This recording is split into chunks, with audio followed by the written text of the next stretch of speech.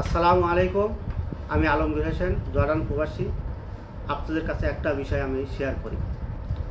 বিদেশে যাদের কাগজপাতি নাই তারা কিভাবে রাস্তায় চলবে? যাদের কাগজ নাই তাদের রাস্তায় চলা তো কঠিন। তাদের মনে ভয় থাকে যে রাস্তাঘাটে কীভাবে চলি, পুলিশ মানে ধরে ফেলায়, আর ধরলে তো দেশে চলে আসা লাগবে, অনেক টাকা খরচ করে গেছি না বিদেশে। তো আপনারা কী করবেন? রাস্তাঘাটে চোখ কান খুলে চলাচল করবেন।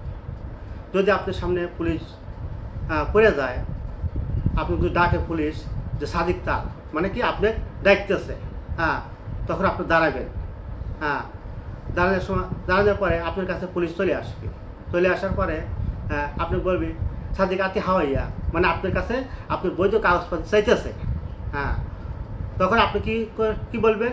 আপনি বলবেন হয়তো আপনার কাছে কাগজপত্র নাই, তাহলে বলবেন যে মাফি হাওয়াইয়া। তখন পুলিশ বলবে লেশ মাফি হাওয়াইয়া। তখন আপনি কি বলবেন তা জানেন?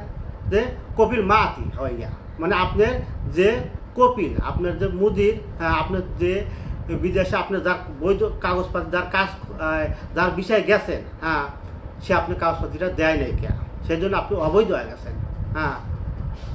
তখন আপনার পুলিশ কি করবে? যে এরকম সাইয়া, তখন আপনি করবেন গাড়ি তোট। আপনি গাড়িতে উঠবেন না, কান্দা ভাব করবেন।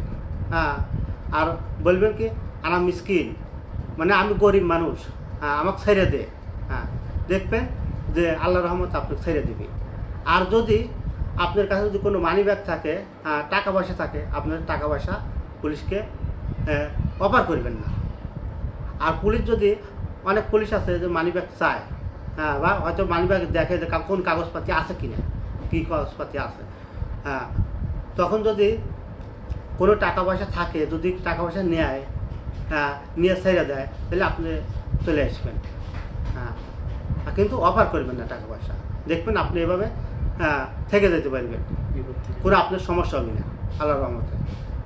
আর আল্লাহর উপর ভরসা করে রাস্তাঘাটে চলাচল করবেন, চোখ কান খোলা রেখে চলাচল করবেন। বুঝলেন? আসসালামু আলাইকুম।